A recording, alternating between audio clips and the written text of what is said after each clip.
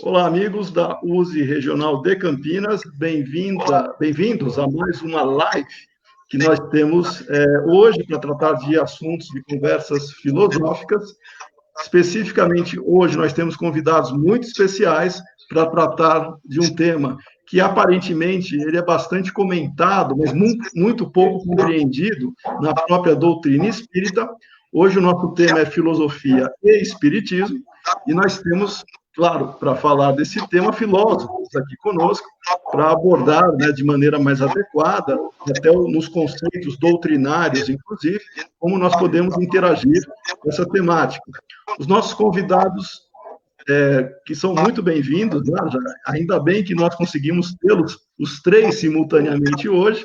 Na ordem, né, vamos começar com as damas. Nós temos a Sônia Teodoro, né, que é a nossa amiga já há bastante tempo e é uma das pessoas onde eu poderia depositar minha confiança, né, em termos de segurança da busca da verdade, que ela já faz há bastante tempo. A Sônia é filósofa, tem um programa na TV, junto com a TV Mundo Maior e também programas independentes, né, sobre filosofia. É uma das divulgadoras da doutrina espírita sobre o aspecto filosófico, e depois, se ela quiser comentar ainda durante a nossa live, da experiência dela, inclusive eu lembro muito bem dela nos cursos de filosofia, né? O professor Manuel São Marcos, inclusive, que ela chegou a trocar algumas ideias, pelo menos eu acho que conhece o material, né? E nós temos também hoje Humberto Schubert Coelho, que academicamente ele trabalha com isso, um profissional da área de educação, ele é professor da Universidade Federal lá de Juiz de Fora e tem uma experiência vastíssima, inclusive, né, dentro da proposta, não só do ensino doutrinário, mas também da discussão da filosofia sobre o aspecto espírita, e nós vamos ter oportunidade hoje de tocar em temas bastante relevantes e atuais no movimento espírita em função das questões que eu, com certeza, Humberto vai trazer para nós explorarmos. E o nosso amigo também, o doutorando em música, né, o filósofo Tiago de Lima Castro, que também produz já tem uma linha quase de pesquisa bastante focada. No caso do Tiago, explorando a música também, né, e a estética dentro da ótica filosófica, mas que doutrinariamente tem contribuições muito ricas e também vai contribuir com a nossa live de hoje. Então, todos são muito bem-vindos, estamos nesse processo de adaptação da transmissão. Estou vendo aqui o nosso amigo Nildo colocando a informação que está com alguma interferência. Tá? Então, eu vou pedir para que os nossos convidados deixem o microfone no mudo, para a gente evitar algum tipo de eco nesse primeiro momento. Vejam se vocês conseguem colocar todos o microfone no mudo.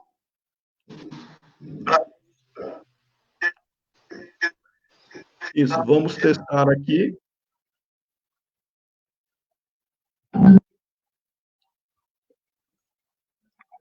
Acho que agora o eco não está mais tão visível, né? Muito bom. Então, nós temos hoje como proposta de reflexão alguns temas que já foram previamente selecionados, mas nós contamos também com a participação do nosso público, né, que está nos assistindo. Então, nesse sentido, eu quero dar as boas-vindas não somente ao Nildo, que já deu a boa noite dele aqui e ainda nos ajudou com o som, né? Bem-vindo, Nildo. Prazer ter você aqui. O Olisson, que também é um participante, né, amigo aí da nossa jornada espírita, participando da nossa live de hoje. Nildo falando que continua o eco, né? Se tiver, a gente vai ter que enfrentar isso, talvez, com a transmissão. Vamos ver se melhora. José aqui nos ajudando, falou que melhorou bastante o eco, ótimo, tomara que sim. O Alexandre, nosso companheiro da USE Regional também, ele da USE de Indaiatuba, em particular, né? Também nos ajudando com a parte técnica aqui do reflexo, e aos amigos que eventualmente entrarão, né? Então, todos são muito bem-vindos e que possamos interagir de uma maneira muito dinâmica, tá? E olha quem está aqui também, nosso amigo Ale de Paula, né? Ele que está geralmente fazendo o papel que eu estou fazendo aqui, agora ele está aí, assistindo e compartilhando conosco esses momentos. Bem-vindo. E o nosso amigo Amorim, também da nossa USE, né? Bem-vindo, Amorim. Legal dar a sua opinião sobre o som. Muito bem.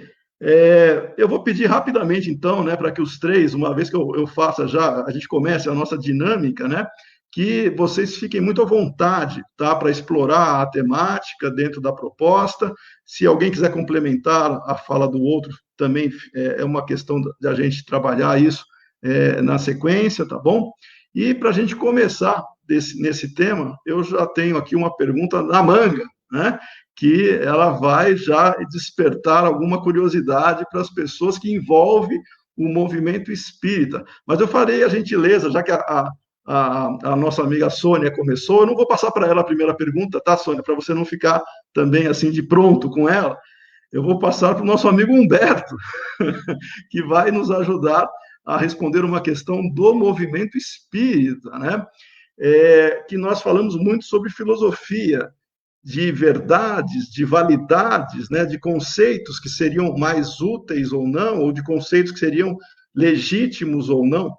Humberto, meu amigo, eu pergunto para você sobre a ótica filosófica, afinal de contas, o que é uma verdade para a doutrina espírita? Nós temos verdades que poderíamos chamar doutrinárias, que legitimariam, né, o conhecimento espírita, ou seja, não é tudo relativo, depende de cada um. Existe um ponto de referência em tudo isso, ou cada um pode interpretar da maneira que quiser?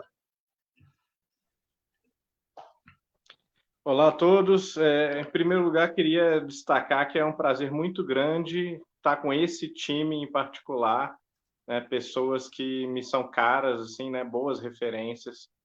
E com respeito a esse tema tão sério e tão profundo, eu gostaria sempre de começar não relativizando, né, porque eu justamente combato isso, né, minha carreira acadêmica, inclusive, ela é muito direcionada para o combate ao relativismo e para a ideia de uma ressignificação da busca da verdade, da busca pela verdade, mas sem querer relativizar, a gente precisa tomar uns certos cuidados, que são aqueles cuidados protetivos justamente do dogmatismo, que seria o oposto do relativismo.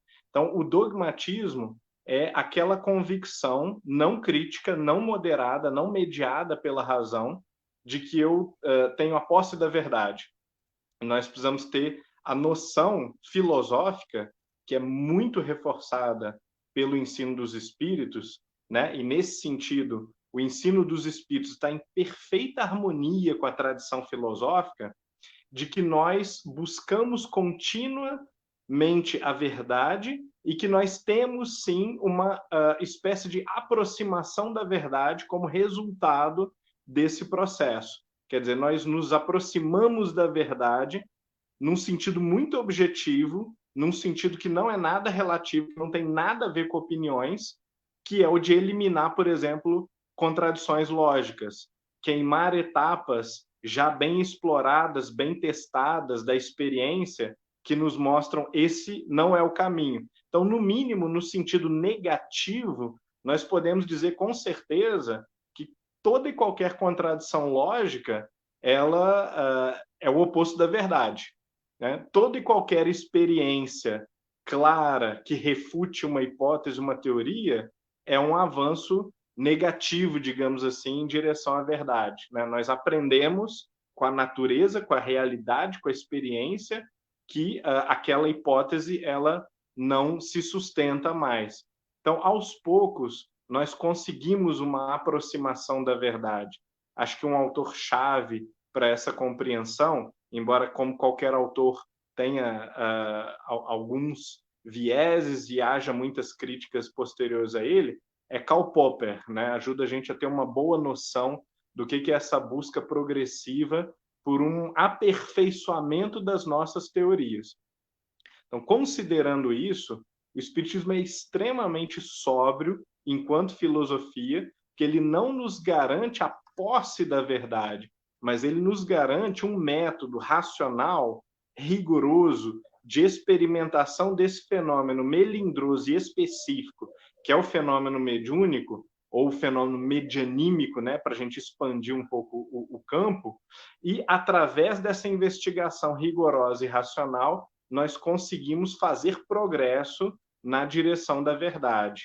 E através dessa investigação, Kardec principalmente, ele ainda não foi superado, penso eu, por outros pesquisadores dos fenômenos mediúnicos ou do próprio espiritismo, Kardec principalmente avançou largamente em direção a essa verdade sobre esses fenômenos e sobre a realidade da vida espiritual, da vida pós-mortem do corpo, por assim dizer. Mas ele sempre teve muita consciência de que falta muito a explorar, que o espiritismo não deu a última palavra e que, portanto, ele continua se revendo, se reciclando, se reanalisando de acordo com as novas evidências.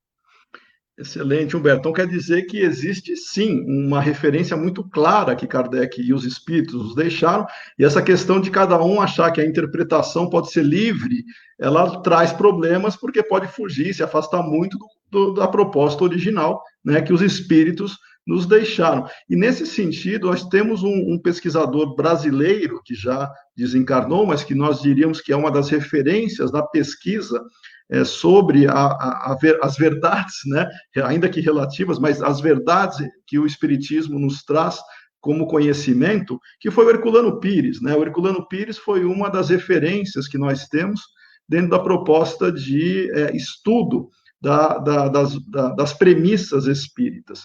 Então, nesse sentido, eu passo para o Tiago, né? Uma questão, até porque o Tiago ele tem uma leitura de Herculano Pires bem interessante também, né? Que é uma das nossas referências. O Herculano Pires, Tiago, ele se preocupava bastante com essa questão da legitimidade dos conceitos espíritas, conforme a interpretação lógica, né, que o Humberto comentou muito bem, não dá para ter contradição lógica nesse processo, e ele tinha uma proposta, inclusive, porque ele entrou na filosofia, ele foi estudar, ele era jornalista, mas foi estudar filosofia posteriormente, com um trabalho bem interessante, né, que ele até defendeu na USP, né, que é a dissertação dele, do ser e da serenidade.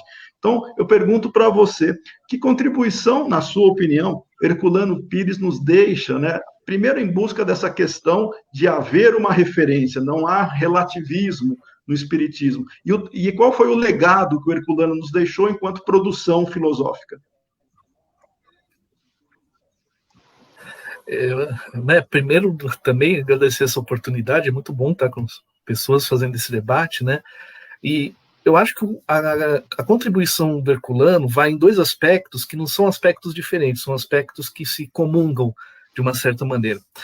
Primeiro, eu tenho que ter um cuidado ao produzir algum tipo de conhecimento dito enquanto espírita, de ter realmente uma base, de ter, digamos, uma base espírita. Né? Ele tem aquela expressão da pedra de toque, né? Herdeiro da tradição empirista. Então, eu tenho a obra de Kardec como esse ato fundador, esse ato que funda o espiritismo, né? Então, é importante, sempre quando eu vou propor um conhecimento enquanto espírita, entender bem o que Kardec dizia em sua época, em seu contexto, entendendo, como o Beto bem falou, como a verdade como um processo que tem um método. A gente pode lembrar que a palavra método originalmente significava caminho, um caminho à verdade, né? Então, a gente ter essa preocupação de verificar se realmente cumpre as exigências metodológicas da época de Kardec, a própria tradução que ele faz, o mais interessante da tradução dele são as notas, buscando contextualizar tudo, tanto naquele período, mas, ao mesmo tempo, o que ele busca fazer? Colocar o espiritismo em diálogo com a filosofia que está sendo produzida no seu tempo. Porque quando Kardec escreve, daquela maneira, como bom francês, buscando que a compreensão no máximo de pessoas possíveis, ele faz um diálogo extremado com a tradição da filosofia. A gente poderia ficar horas discutindo isso, nem vai entrar muito, né? Mas é só ver, porque a metafísica, o conhecimento metafísico, quer dizer, de temas como Deus, Espírito, estavam de uma certa forma interditado com uma boa motivação lógica, né? Entre um dos grandes, a crítica à razão pura do Kant, né? Inclusive feito através de críticas a alguns processos metodológicos do Swedenborg, tem uma influência essa leitura. Então, Kardec dialoga com esse contexto em que a metafísica estaria, digamos, um pouco tanto interditada. Leon Denis, na sua época, buscou fazer um diálogo, principalmente com o pensamento Bergson na França, que ele tinha acesso. O que o Herculano faz? Na época dele, o existencialismo, o grupo existencialista do Sartre, do Simone de Beauvoir, era uma filosofia eles quase eram os Beatles da filosofia da época. Em que sentido? A cultura geral teve alguma influência com isso.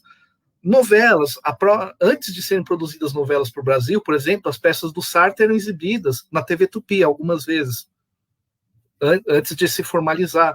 Então, o existencialismo pegou a cultura, pegou aquele âmbito geral. O que o Herculano faz? Bom, se esse pensamento filosófico está aqui, tem algum motivo, tem coisas interessantes. Então, vamos pôr em diálogo. Sendo rigoroso, na base, ele propõe uma leitura de um interexistencialismo, porque o existencialismo vai pensar o homem no mundo. Lembra aquela mensagem do Evangelho segundo o Espiritismo, né? O homem já é um ponto de diálogo que o Herculano usa para dialogar com o existencialismo. É o homem inserido no mundo.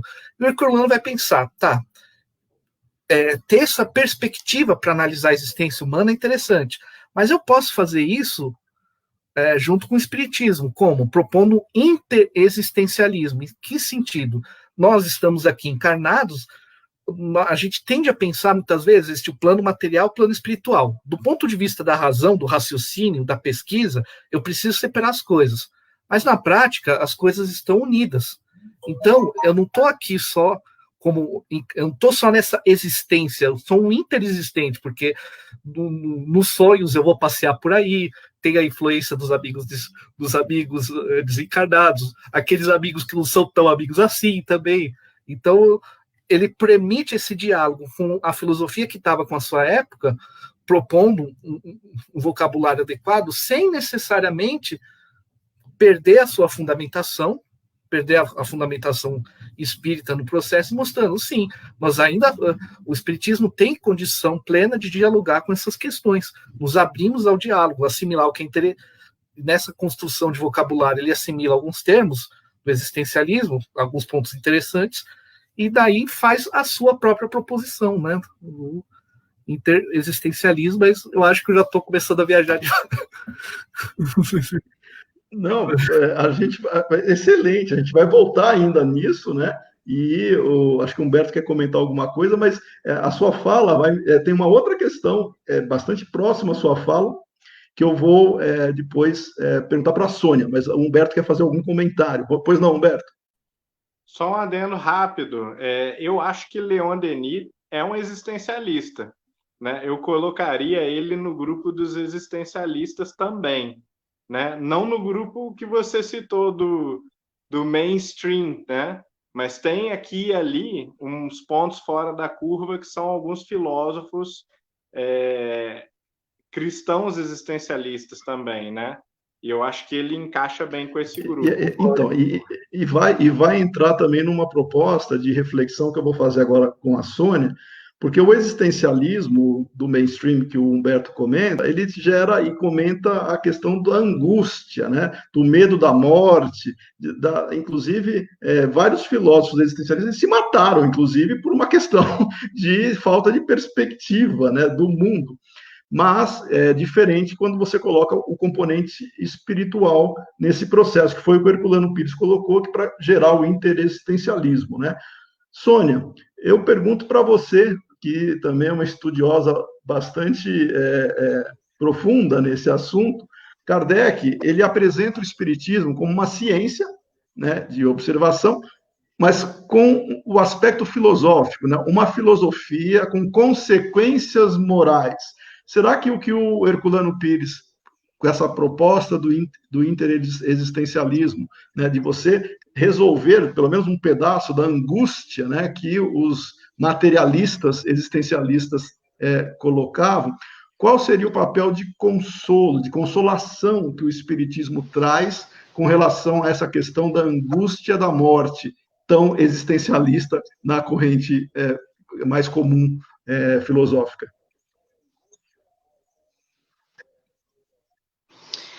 Quando nós estudamos a história dos existencialistas, desde Kierkegaard até os existencialistas modernos do século XX, a gente vai ver que eles todos tinham questões existenciais profundas, não é? Apesar deles serem mestres naquilo que falavam, naquilo que escreviam, mas eles próprios traziam os seus dramas pessoais, tanto é que o que você falou, alguns se suicidaram. Eu tenho trabalhado a consolação do conhecimento no sentido espírita, a partir da questão 628 do Livro dos Espíritos, quando Kardec se refere à verdade, por que ela não esteve sempre ao alcance de todos? Os espíritos superiores disseram: jamais houve um tempo em que Deus permitisse ao ser humano receber comunicações tão completas quanto as que hoje lhe são dadas. Então, não são meras elucubrações, são informações sólidas que os espíritos trouxeram e que Kardec analisou, né, que embasaram um conjunto de conhecimento espírita, sintetizados em apenas um livro, que é o Livro dos Espíritos, e desdobrado em 4 outros. Na contramão dos conceitos da consolação da filosofia, por exemplo, né, a filosofia e não mais a espírita, há filósofos existencialistas que não aceitam a expressão para definir determinados aspectos da filosofia, evidenciando um temor que eles têm de que a filosofia seja transformada numa nova terapia. Foi o caso da Jeanne-Marie Ganebin, que é uma pensadora existencialista, que, com base numa frase do Albert Camus, que eu vou ler aqui, que está no texto, ele diz que a filosofia não pode nos consolar, poderia talvez nos ajudar a viver uma vida sem consolação.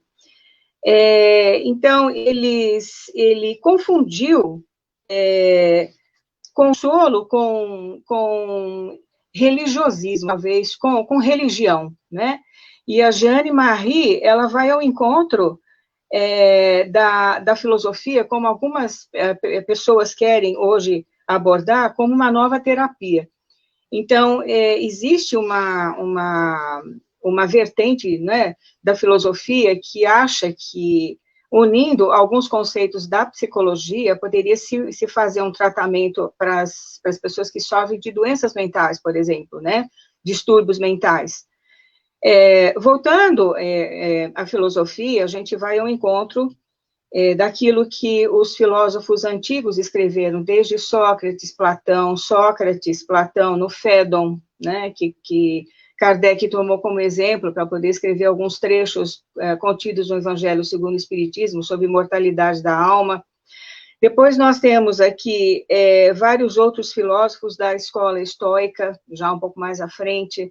Então, eu enfatizo aqui Sêneca, né, que tem cartas, epístolas consolatórias formidáveis, principalmente uma que ele escreve a uma dama patrícia chamada Márcia, que perde 2 de seus filhos e o seu pai. Então, a carta que ele escreve para ela é de um extremo consolo, dizendo a ela que, apesar dela não ter a presença dessas pessoas, ela tinha com ela a lembrança de todos eles, aquilo que eles tinham representado para ela. E também nós temos o Marco Aurélio, não é? As meditações de Marco Aurélio, e ainda Epíteto, um livro muito interessante chamado A Arte de Viver, e o Boécio, né? O Boécio, com um livro extraordinário que ele escreveu, chamado A Consolação da Filosofia. Ele escreve esse livro quando ele está numa prisão, né? E ele vai dialogar com a dama filosofia, que lhe passa algumas questões. Ele está prisioneiro, ele está doente, ele está torturado, mas ela a consola de todas as formas possíveis e imagináveis que a gente possa imaginar, não é?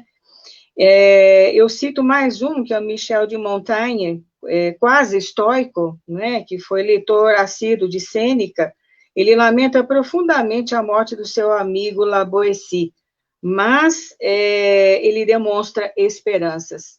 Então, a filosofia pode consolar, sim, através dos seus conceitos, e a filosofia espírita muito mais, porque ela vai ao encontro, por exemplo, do livro do Boécio, A Consolação da Filosofia.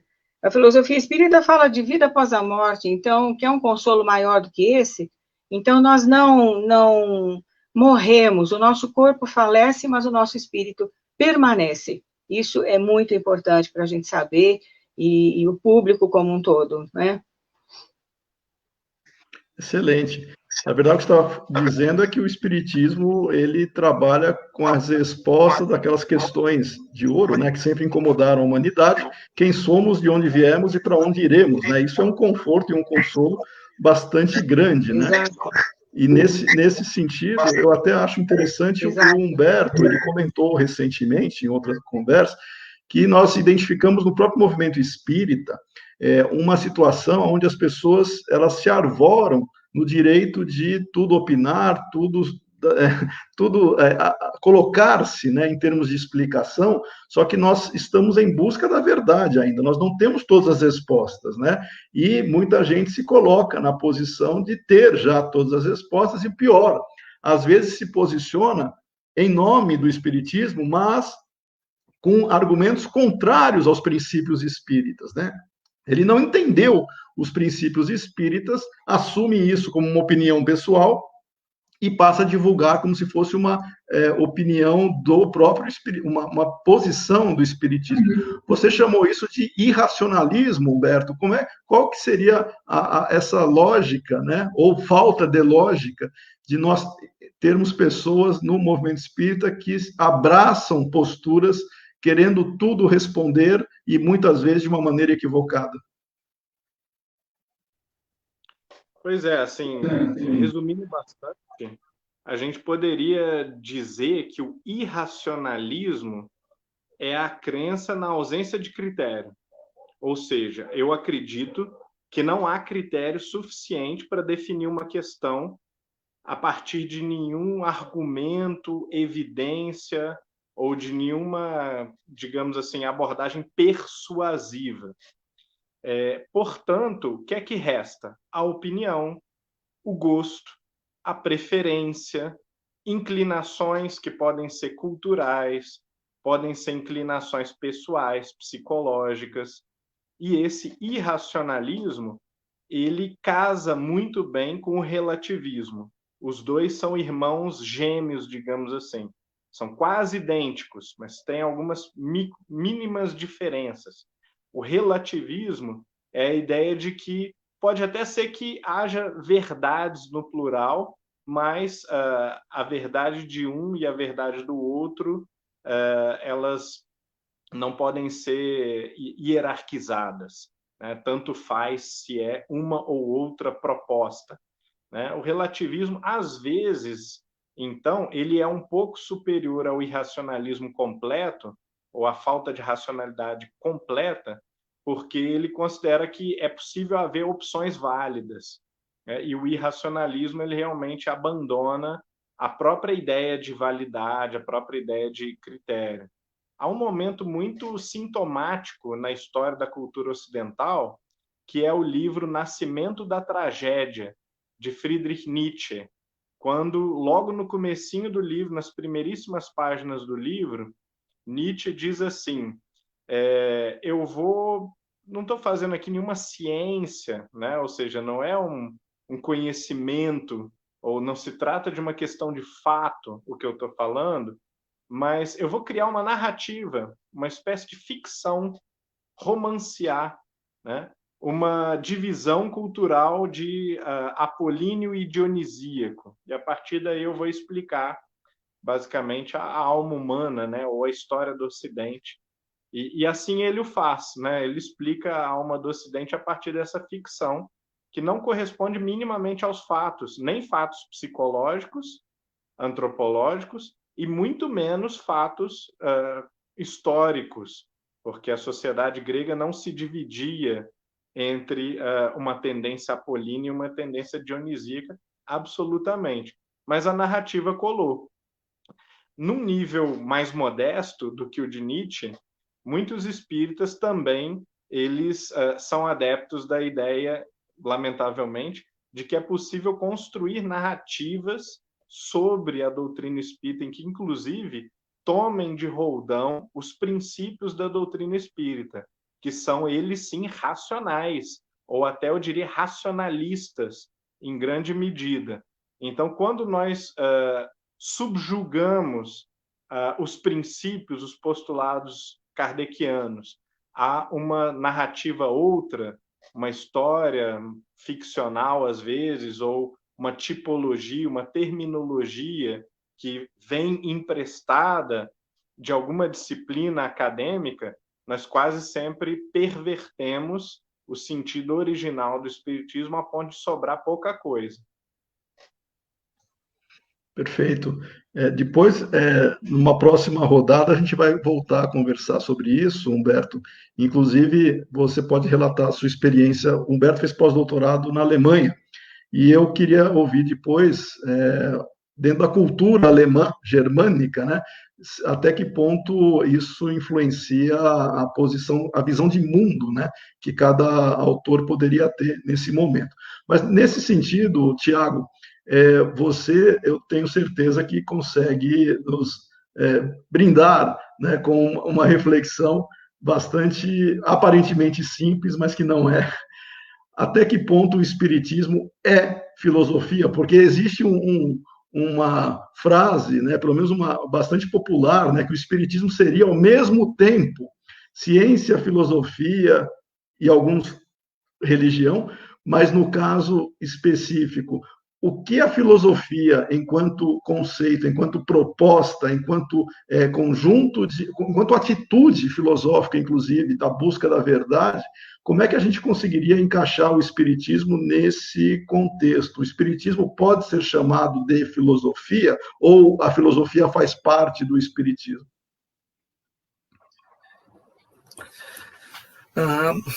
Eu penso que o espiritismo pode ser chamado de filosofia quando como nós pensamos o espiritismo se propõe a conhecer um objeto específico. E esse objeto é o espírito.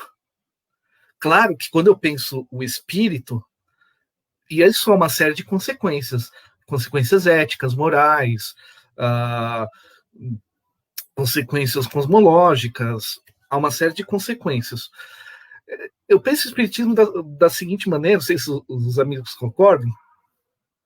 Então você tem um primeiro movimento que é de observação dos fenômenos. Eu observo o fenômeno mediúnico, evitando aquela postura de tentar transformar um médium em um rato de laboratório, né, em que eu fatio, tenta explorar a fenomenologia máxima que ele consegue, porque se um só médium, se aquele fenômeno apresenta sobre um só médium, não é universal, não posso universalizar a ideia. Então, quando eu observo vários médiums, do ponto de vista dos fenômenos, manifestações mediúnicas, eu tenho um fenômeno de observação. A partir disso, eu posso tirar consequências filosóficas, porque o espírito ele é um objeto metafísico. Na tradição ocidental, digamos assim, da mesma forma, a física ela sai da filosofia natural, né? Era um objeto da filosofia, do que a gente chamava de filosofia natural. Na modernidade é uma mudança metodológica que a gente passa a chamar de ciência, a ciência da física. Então, nesse olhar em cima do objeto do espírito, ele é filosofia à medida que o espírito também é um objeto metafísico. Aquilo que eu consigo avaliar pela observação são os fenômenos, eu posso deduzir, inferir algumas consequências dessa manifestação. Se eu verifico através de diversos fenômenos, que há uma inteligência, além daquelas presentes ali, que se manifesta, então isso indica um dualismo entre matéria e alguma outra coisa, e os próprios espíritos já se deram nome, né? já se nomearam dessa forma. Se espíritos se manifestam, então deve haver um princípio espiritual, além de um princípio material. Então, quando a gente fala que o espiritismo é filosofia, é na medida que ele vai explorar a partir de uma observação desses fenômenos, eu posso observar esse objeto espírito e tirar consequências dali, éticas, consequências morais, consequências cosmológicas. Como que eu entendo Deus a partir o próprio Livro dos Espíritos faz um certo caminho. A introdução é um processo indutivo, ele mostra a história, mostra os fenômenos, e esses fenômenos me induz a ideia que existem espíritos, portanto, um princípio espiritual, e a partir disso ele vai realizar um processo dedutivo a partir de Deus como causa primária, final. Se eu chego numa dualidade, tem que ter uma causa para essa dualidade, né? Eu coloco como Deus. Dizer que ele realmente, quando eu falo ao mesmo tempo ciência e filosofia, eu começo a embolar, eu começo a misturar as coisas, mas eu posso entender como dois momentos de visão por esse objeto, que é um objeto complexo. Eu não posso pensar no espírito sem reestruturar uma metafísica, sem fazer um resgate metafísico e daí tirar as deduções. A grande complexidade, eu penso, é quando a gente faz o triozinho, né? Porque quando eu penso, bom, tem um momento em que eu observo os fenômenos, eu vou tirar as conclusões desses fenômenos, preciso construir uma metafísica, a ideia de ciência e religião como momentos específicos do conhecimento, pensando ciência espírita quanto observação dos fenômenos mediúnicos e tudo mais. A filosofia, pensando essas consequências. Aí, quando a própria Kardec só usou o termo religião num sentido muito específico, né? Que era um sentido, lá na Revista Espírita, em 1868, após relutar bastante de usar esse termo, né? Olha, religião no sentido de um laço que une aquelas pessoas que simpatizam aquelas ideias. Mas eu acho que quando a gente pensa dessa maneira, fica claro, eu mantenho a especificidade de cada uma das coisas, mas eu entendo esse processo de conhecimento que tem que se dar por essas duas maneiras. De uma certa forma, quando eu junto os dois, eu tenho um controle mais interessante como nesse caminho, nesse método de busca da verdade, né?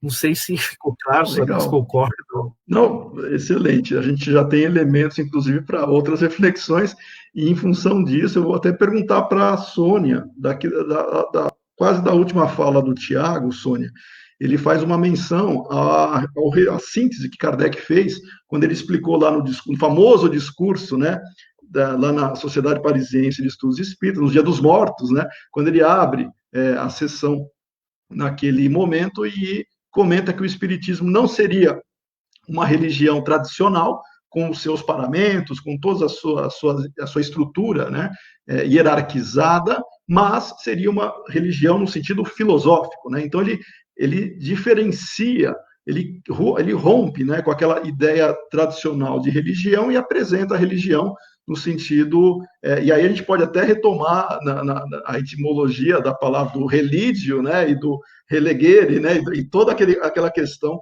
anterior, mas para você, Sônia, quando Kardec faz essa distinção e faz o vínculo ao laço, né, que o Tiago comentou, isso também caminha para aquela filosofia consoladora que você trabalha, que você estuda?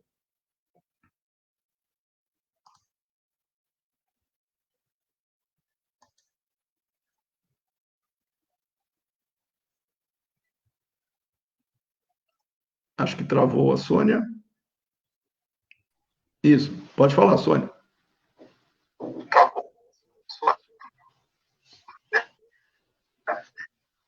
Tá meio entrecortado, mas deixa eu ver se eu entendi.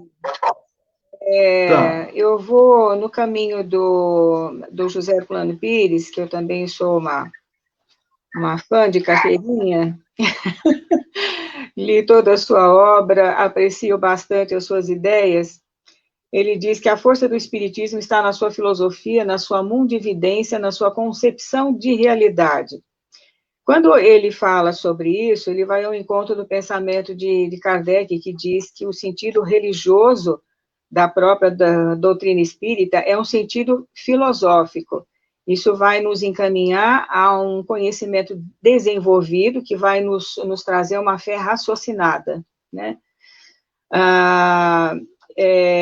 Deixa eu falar um pouquinho aqui do conceito, aqui também, de filosofia, que sofreu no transcorrer da história várias alterações, né, e restrições na sua abrangência também. As concepções do que seja filosofia e quais são os seus objetos de estudo também se alteram conforme a escola ou movimento filosófico. Isso não acontece com a própria filosofia espírita. Essa variedade presente na história da filosofia nas escolas e correntes filosóficas torna praticamente impossível elaborar uma definição universalmente válida de filosofia. Filosofia é o estudo de problemas fundamentais relacionados à existência, ao conhecimento, à verdade, aos valores morais e estéticos, à mente e à linguagem. Aqui a gente já tem a definição do que seja a filosofia espírita, né? Ao abordar esses problemas, a filosofia se distingue da mitologia, da religião por sua ênfase em argumentos racionais. Por outro lado, diferencia-se das pesquisas científicas por geralmente não recorrer a procedimentos empíricos nas suas investigações.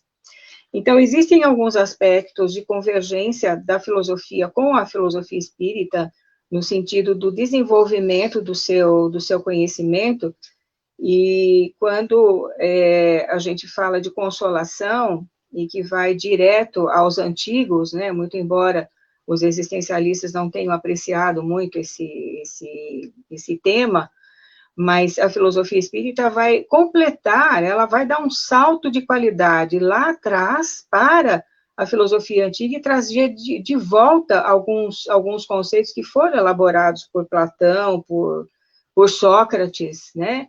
E trazer para nós o consolo do conhecimento. Quando Platão fala da teoria da reminiscência em Fédon, e embasa isso através das ideias inatas e tudo mais, então, tudo isso é de um consolo extraordinário.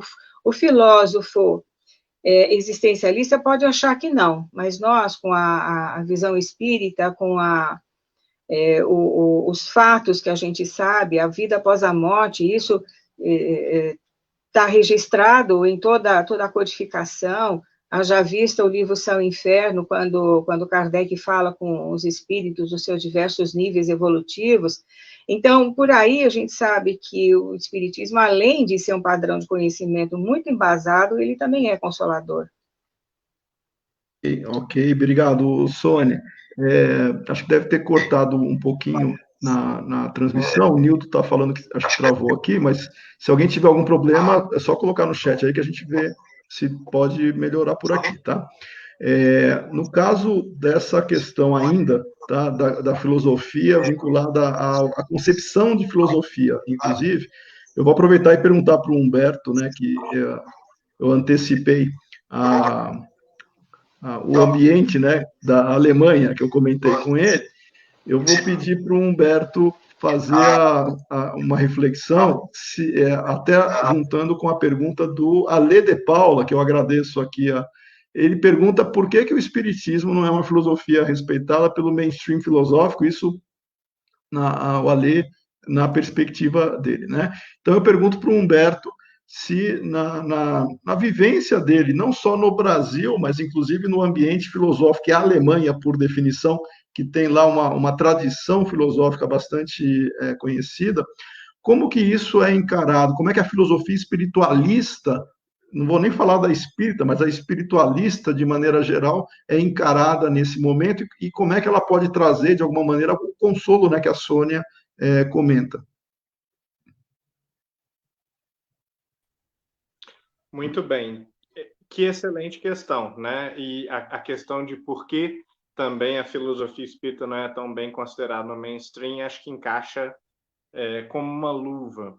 Por quê? No ambiente da filosofia alemã, no ambiente cultural alemão, o espiritismo ele está quase que totalmente hibridado, mesclado com o romantismo e o idealismo, ao ponto de que numerosos autores alemães, estudiosos do espiritismo, inclusive eles vão se referir a um espiritismo, usando o nome espiritismo, não é espiritualismo, anterior às irmãs Fox, né? E anterior a Kardec, né? Em outros manuais se fala de um espiritismo fundado, criado por Allan Kardec, mas, não obstante, os alemães entendem que os movimentos espiritualistas deles são também espíritas, ao contrário dos ingleses e de algumas outras tradições espiritualistas modernas. Os alemães, em geral, espiritualistas, se autodefinem como espíritas, e eles estão extremamente associados à filosofia dos românticos e dos idealistas, da geração de Carus, de Eschenmayer, de Immanuel Hermann Fichte, né, daquela geração ali da vidente de Preforst, né?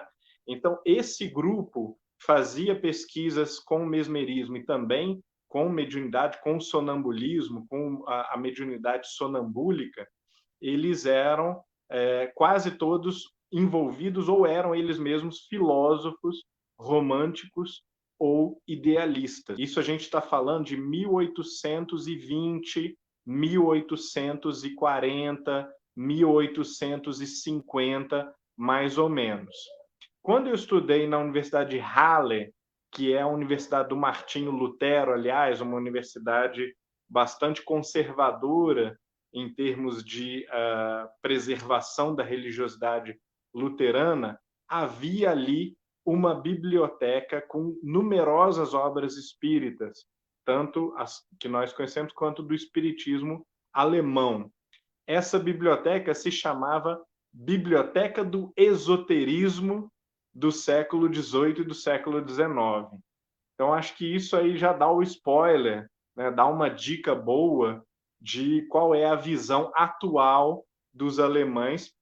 Lembrando que essa é uma universidade que fica no leste da Alemanha, então passou por todo o processo também de eliminação da religião, de combate aos mitos, às superstições, ao mágico, né, ao sobrenatural, que os países para lá da cortina de ferro passaram, né, sob o regime socialista, e, portanto, houve uma tentativa de apagar um pouco ou de reescrever esse passado espírita das universidades de Leipzig e de Halle, que eram muito importantes. Leipzig era talvez a maior cidade espírita da Alemanha, né?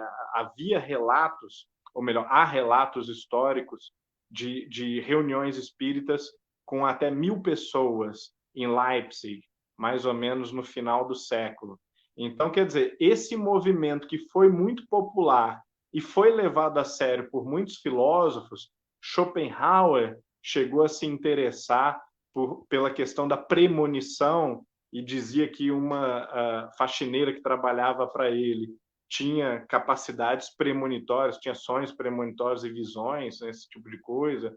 Outros vários filósofos, até chegarmos a Caldo Prel, vão trabalhar com as questões medianímicas ou parapsicológicas, né? A gente sabe que temos o Rudolf Steiner, o criador da antroposofia, enfim, uma série de alemães célebres, até Carl Gustav Jung, né, tiveram interesse na mediunidade, em outros fenômenos espirituais, mas a partir mais ou menos da Segunda Guerra Mundial, e há muitos fatores para isso, né? Associação com o nazismo, já que os nazistas eles tinham uma certa tendência, um certo interesse no ocultismo, e isso, lamentavelmente, foi associado ao espiritismo na Alemanha, por uma série de outras razões mais da modernidade, como aconteceu na Europa toda. Essas tradições espiritualistas e espíritas vão sendo apagadas. Então, hoje, a academia é bastante hostil, mas ainda existe uma tradição de respeito ao idealismo e ao romantismo. Então, o que eu tenho tentado fazer nos meus últimos trabalhos é fazer mais esse resgate arqueológico dos argumentos de imortalidade da alma, dos argumentos para uma atuação da mente sobre a matéria, a partir dos idealistas e dos românticos, mostrando depois, numa fase posterior, como que essa tradição vai inspirar e fomentar, digamos assim, o trabalho dos espíritas, não só na Alemanha, mas em outras regiões também. Obrigado, Humberto. O Alexandre Fonseca, que é nosso colega, né, todo mundo conhece, faz uma pergunta aqui. Se muitas pessoas têm interesse em contribuir para o avanço do conhecimento espírita, e às vezes o juízo pessoal, o individual, pode cometer equívocos, a adoção cada vez maior no meio espírita de métodos como o de análise por pares, diante de novidades, não é uma forma de amenizar, pelo menos, o problema, né? O que acho? Eu vou pedir para o Tiago, né, fazer um comentário sobre essa questão. Tiago, afinal de contas, nós podemos e devemos ter métodos ou algum tipo de critério para validar as informações, essas que abundam por aí, né? Porque nós temos hoje opiniões e, pior ainda, fake news de todo lado, né? Como é que a gente poderia ter esse entendimento? Até que ponto nós estaríamos mais próximos ou não da legitimidade do conceito, daquilo que os espíritos nos deixaram como realidade?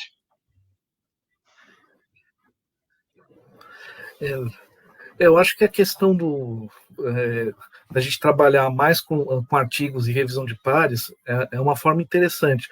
Porque o grande problema desse múltiplo de coisas que as pessoas colocam é que a pessoa acaba se tornando, digamos, o defensor daquela ideia, até às vezes de forma intransigente, né? E a gente começa a discutir pessoas e não as ideias. A gente tem que entender que discutir nós quatro aqui podemos ter uma discordância sobre algum conceito e fazer uma discussão de ideias extremamente calorosa. Isso não significa que afetuosamente não haja respeito entre as pessoas e até amizade, né? Até amizade, afeto, são coisas diferentes. Discutir ideias é uma coisa, discutir pessoas é o problema, discutir ideias. E a metodologia da revisão de pares permite realmente que você propõe ali uma ideia. A revisão de pares, normalmente, quem vai analisar, para quem está ouvindo a live, nunca ouviu falar sobre esse tema, né? Quem vai avaliar não sabe o seu nome. Então, se as questões pessoais saem da discussão, você analisa aquele artigo, dá uma resposta. Então, esse tipo de atitude, da gente mais dialogar entre nós, produzindo argumentos, tirando um pouco esse ar, eu sou perseguido porque defendo ideia tal, ou, né, não, vamos discutir as ideias. A metodologia dos pares, eu acho que é uma forma muito interessante de fazer isso, mas a gente precisa de uma mudança postural também, que é anterior a isso, de entender que nós discutimos ideias, e a melhor coisa é você ter uma ideia hoje, e com o tempo, olhando bem esses argumentos que eu tinha para defender essa ideia, não são tão válidos, tudo bem, mudo. O próprio Kardec fez isso, entre a primeira edição e a segunda edição do Livro dos Espíritos, que é um exemplo clássico, né? Então, eu acho que a gente ter essa coisa mais tranquila, esse diálogo de ideias, ter calma também e analisar a situação, não ter aquela necessidade de eu trazer a resposta sobre esse tema, como o Humberto já comentou aqui. Reflete-se, ter o tempo de reflexão, de discutir essas ideias são interessantes, mas eu acho que já ameniza um pouco a gente adotar mais essa postura de revisão por pares, né? Como a própria LIP também funciona, né? Então acho interessante. Legal. Só esclarecendo, né? A LIP que o Tiago comentou é a Liga dos Pesquisadores do Espiritismo, que é um grupo, né? É uma rede, na verdade, né, Tiago? E o Humberto, que faz parte também, é uma rede de pesquisadores das mais diferentes áreas do conhecimento, e, dentro do possível, a gente aproxima esses pesquisadores para produzir, né, trabalhos de pesquisa científica mesmo, né? E tem dado muito certo, claro, ainda é incipiente perto do volume, né? Mas estamos buscando isso. A Sônia, acho que ela está com algum problema aqui, ela avisou aqui que ela está com problema de conexão, Mas nós vamos continuando aqui com a nossa conversa, torcendo para que a Sônia consiga voltar. E vamos ver aqui, acho que ela está... Vamos ver se agora vai. Vamos acompanhar. Mas, enquanto isso, eu vou juntar duas questões que os nossos amigos fizeram aqui. Uma delas, que é em função daquilo que nós estávamos conversando sobre o espiritismo como objeto de pesquisa, tá? O José Fernando, ele pergunta: quais as chances de se realizar pesquisa sobre a obra de Kardec nos departamentos de filosofia? E aí eu vou juntar a questão do José Fernando com a do Felipe, tá? O Felipe pergunta se na Inglaterra, né, lá eles também usam o termo esoterismo para representar o tema espírita, como o Humberto comentou, e qual a melhor abordagem filosófica para começarmos a transformar essas ideias que eles têm de mistificar o espiritismo na Europa, né? O Felipe deve estar na Europa, e existem faculdades de estudos mediúnicos aqui, o que é algo que preocupa muito, e de fato tem na Inglaterra, né? Eu já vi uma lá. Eu vou pedir para o Humberto, então, fazer os comentários dele. Não sei se ele chegou a ver algum tipo de... Primeiro, de pesquisa sobre Kardec, né? Kardec, lá na Alemanha, e no contexto europeu, essas faculdades mediúnicas, talvez o Felipe esteja se referindo, é uma da Inglaterra, que eu sei que é uma das mais populares, mas deve ter outras também. Pois não, Humberto? Outra grande questão, né? Em primeiro lugar, existe, mas, infelizmente, nós temos uma carência de apoio das grandes instituições espíritas ou dos órgãos de fomento, né, se usar, né, espíritas, as traduções dessas obras. Quase todas as grandes obras alemãs sobre o espiritismo mencionam Kardec. Então, ao contrário das obras inglesas, eles não isolam o Kardec para fora do espiritualismo moderno, que seria a tradição deles, né? Até pela proximidade com o nome e também por uma proximidade cultural maior entre a Alemanha e França do que em relação ao Reino Unido, né? Das duas com o Reino Unido, existe essa associação com Kardec. Então, livros sobre reencarnação, todos citam Kardec, que eu encontrei até agora, os grandes clássicos. E são livros importantíssimos, publicados depois do ano 2000, né, com maior rigor, e nós ainda não os temos, infelizmente. Eu tentei fazer traduções parciais de um livro desses no meu blog, né, o Reencarnação, História Mundial de uma Ideia, do Helmut Obst.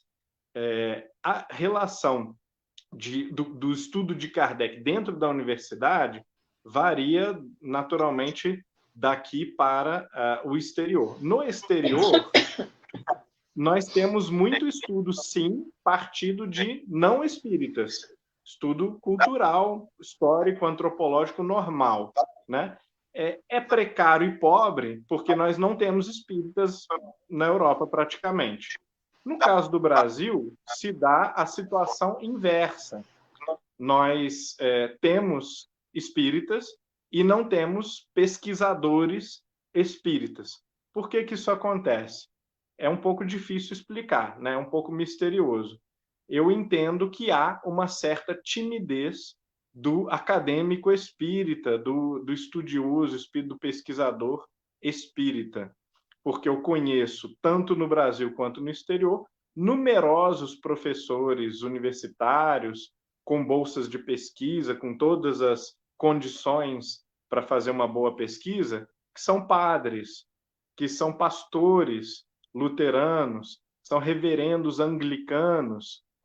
E no Brasil, no entanto, ao passo que nós temos grande quantidade de intelectuais espíritas, muitas vezes eles têm um certo pudor de fazer pesquisa acadêmica sobre Kardec ou sobre o espiritismo. Então, essa timidez, ela é um obstáculo, ela é um bloqueio, né? E é algo que eu penso ser cultural, porque não existe tanto desafio ao acadêmico que queira estudar seriamente Allan Kardec.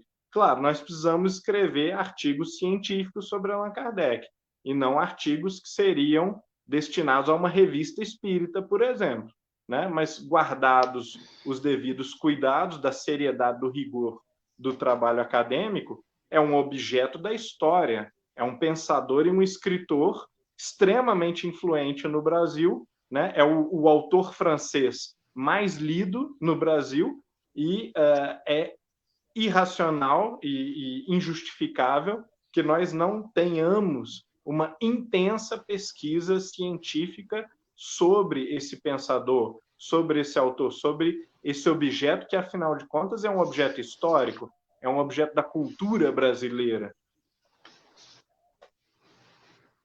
Obrigado, Humberto. Que bom que a Sônia voltou, né? A Sônia está entre nós aqui.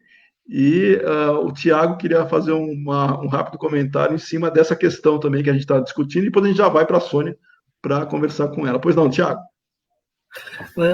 Comentar, concordo com a colocação do Humberto sobre a timidez, porque tem vários campos. A gente poderia pensar desde a influência da obra de Kardec na formação de uma identidade nacional, afinal, o Espiritismo chega aqui na Segunda República, né? A palavra reencarnação todos os brasileiros conhecem, todos os brasileiros não temos como incorporação, que chegou no Brasil com a tradução do livro do Leon Denis.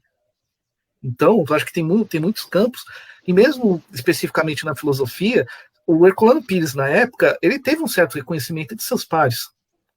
Seria até um campo de estudo dentro da história da filosofia brasileira, né? Tem o livro do Luiz Washington Bittar, aquela coleção da história da filosofia brasileira, do Jorge Jaime, que cita o Herculano Pires também, né? Que são esses dois livrinhos. Então, acho que tem a questão é a timidez, e claro, eu faço um pouco da minha culpa, também tem um pouco dela, né, de certa maneira, mas acho que tem campos, a questão, se a gente não se colocar para fazer isso, ninguém vai fazer, né, mesmo na história da filosofia, hoje todo mundo, quem hoje imagina que Descartes estaria fora da história da filosofia, como o autor que eu estou trabalhando no doutorado, né? E houve todo um processo de assimilação dele entre principalmente para aqueles que concordavam com as suas ideias, defendendo, explicando, articulando algumas ideias. Com Kardec não ser diferente, se nós não agirmos, né? Legal, ótimos comentários, Tiago. Sônia, tudo bem? Conectada? Vamos ver se ela está nos ouvindo. Sônia?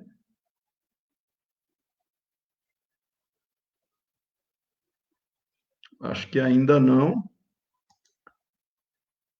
Vamos tentar aqui.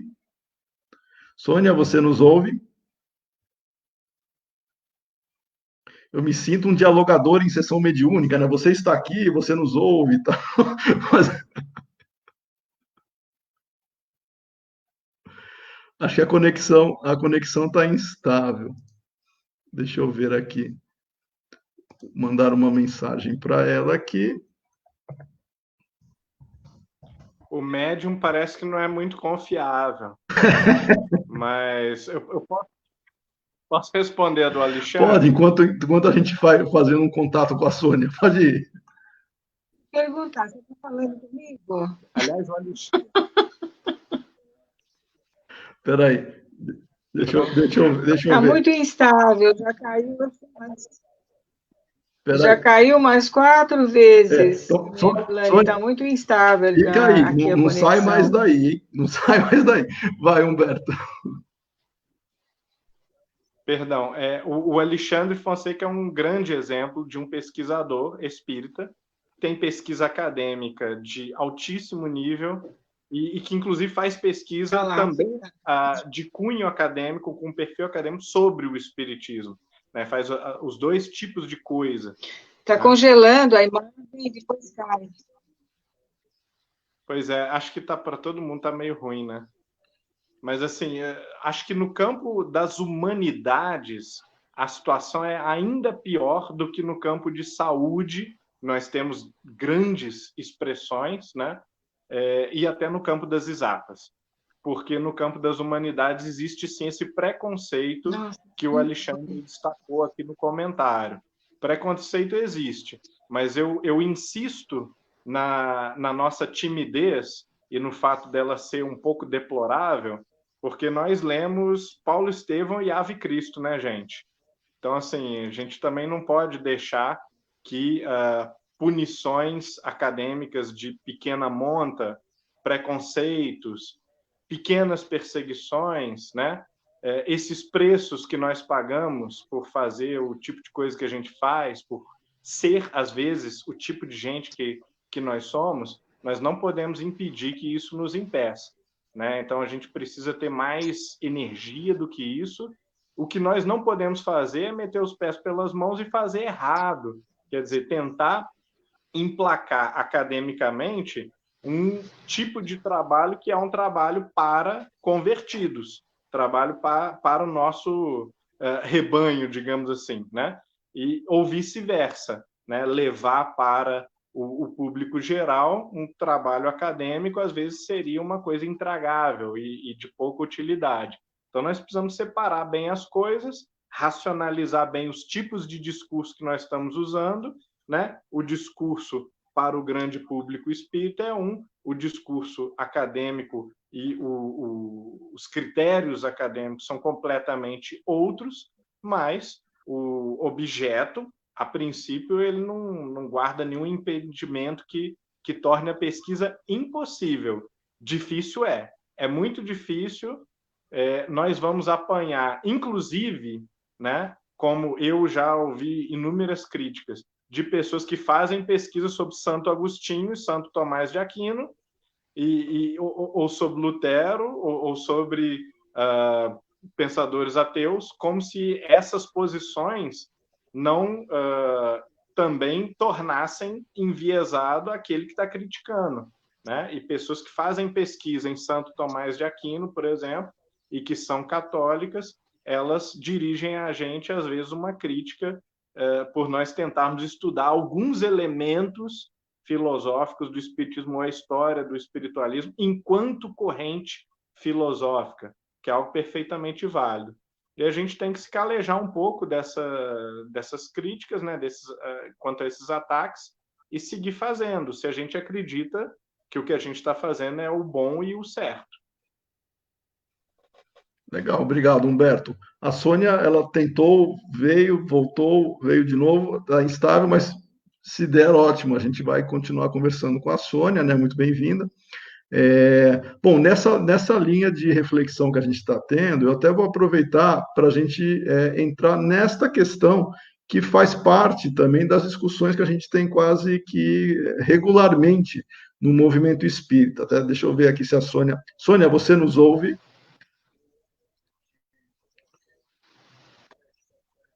Eu queria até ouvir da Sônia, né? Justamente a proposta. Sônia, se você estiver nos ouvindo sem interrupção na conexão, eu gostaria que você comentasse sobre a sua experiência em aulas de filosofia para espírita, porque a gente está conversando aqui para falar de espiritismo para não espíritas. E eu queria que você comentasse sobre a sua experiência de falar de filosofia para não filósofos espíritas, né? Porque muita gente faz cursos por aí de filosofia em casas espíritas ou alguma instituição de filosofia espírita mesmo, e acha que fazendo 1 ano, ou 2 anos, ou 3 anos, ele já se considera um filósofo, né? Qual que é a diferença de você estudar filosofia no seu sentido lato, genérico, ou estudar filosofia espírita por um não espírita na casa espírita? Ele se transforma num filósofo? Qual que é o grande ponto nisso? Eu acho que ela caiu de novo. Mas o Humberto e o Tiago escutaram a minha pergunta. Então eu pergunto para vocês, o que é falar de filosofia dentro da casa espírita para não espíritas? E a pessoa, ela consegue compreender o que é filosofia, ou ela acha que, ao decorar ou reproduzir alguns nomes, já se sente o verdadeiro filósofo? Pode ser, Tiago, pode ir. Eu tive um pouco dessa experiência no EF, né, em São Paulo, dirigido pela Astrid, penso que é um desafio ter essas situações, né? De você apresentar um pouco da história da filosofia, tudo, e às vezes até a grande questão, às vezes, dificuldade, porque muitas vezes o público em geral que vai na casa espírita está almejando respostas simples e claras, né? Simples e claras, não no sentido de metodológico, mas assim, o que eu faço da minha vida agora, que é resolver questões muito pessoais. E então você acolher e mostrar a necessidade da reflexão, mesmo seja para compreender, seja para se compreender, para compreender o porquê, quais suas ações anteriores levaram onde você está agora, não é um processo fácil. A gente não tem uma tradição, enquanto país, uma tradição reflexiva, a gente tem uma tradição muito mais de discursos de autoridade. Então é normal a pessoa chegar na casa espírita, essa ideia de refletir tudo, tem um problema, mesmo quando não se usa o termo filosofia espírita, a pessoa vai falar de outros assuntos, tem isso, mas e acaba essa coisa, a pessoa começa a tentar ir por essa via, fica ultra empolgada e às vezes também, né, quer pular algumas etapas, tudo, né? Então é um desafio, mas que a gente tem que ir construindo, né? Tem construindo essa consciência mesmo. Você está dizendo que é melhor ter do que não ter, né? Pelo menos já seria uma primeira abordagem. Exatamente, porque você vai, né? Em algum lugar tem que começar. E essa falta de tradição científica, filosófica, de aceitar muitos discursos de autoridades que a gente tem,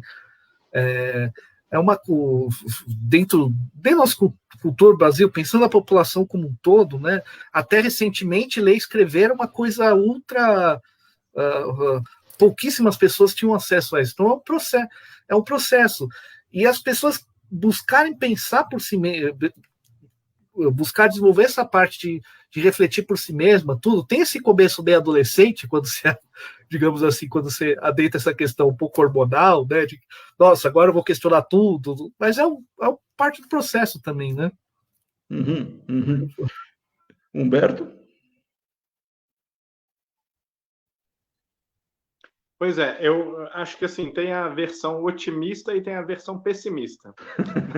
A versão pessimista é aquela, inclusive eu conheço muitas pessoas que têm essa visão pessimista da filosofia. O filósofo é aquele sujeito que alcança a imortalidade através do seu próprio sistema. Quer dizer, qualquer coisa abaixo disso não é filósofo. Então, é claro que nós aqui não somos filósofos, né? Na versão otimista, por outro lado, eu entendo o seguinte: aquele que se entretém com as questões capitais da existência humana, né? O porquê da vida, o sentido da dor, o sentido da morte, né? Como a morte reconfigura a vida, né? Como nós vivemos em face da morte, o que é certo, o que é errado, como devo agir, né? O que é possível conhecer. Aquelas pessoas que se incomodam com essas questões capitais, elas são, de alguma maneira, filósofos, tá? Esse pode ser um sentido, talvez, lato demais ou otimista demais, mas eu prefiro esse sentido da palavra filosofia, ou esse sentido do termo. Então, nesse sentido, qualquer pessoa que começa a se ocupar do ensino dos espíritos, da doutrina espírita, inevitavelmente está ali entretido com questões filosóficas e está refletindo, está exercendo, digamos assim, o potencial filosofante da mente humana, né? Claro, vão haver no gradiente 1000 graus até ele chegar no Aristóteles, mas talvez isso não seja necessário. Nem todas as pessoas têm essa missão específica de revolucionar o pensamento humano. Então, para os termos do público leigo ou para o público da casa espírita, se o sujeito se deu conta, se ele se apercebeu, né, ele teve noção de que aquela é uma questão filosófica, de que ela afeta a sua vida e de que o trato dessa questão é diferente de uma questão científica ou política ou artística ou religiosa, isso já é muito bom, já é um grande avanço. Perfeito. Vamos ver agora se a Sônia está nos ouvindo. Sônia?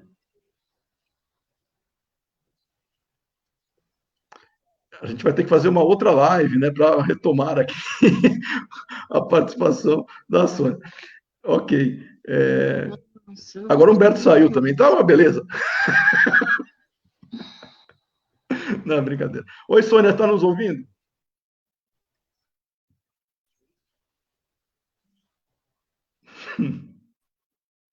Sônia, eu acho que não, acho que a conexão da Sônia tá mesmo instável.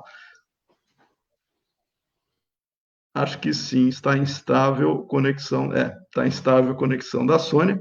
Não tem problema, a gente faz outra live, né, para a Sônia desenvolver aqui as propostas. Bom, mas essa questão que eu fiz da questão dos cursos de filosofia na casa espírita, porque tem várias casas espíritas, o próprio Herculano Pires, né, Tiago, tem um livro, Introdução à Filosofia Espírita, que é bem interessante, e a preocupação é o seguinte, por sinal é um livro bem fininho, né?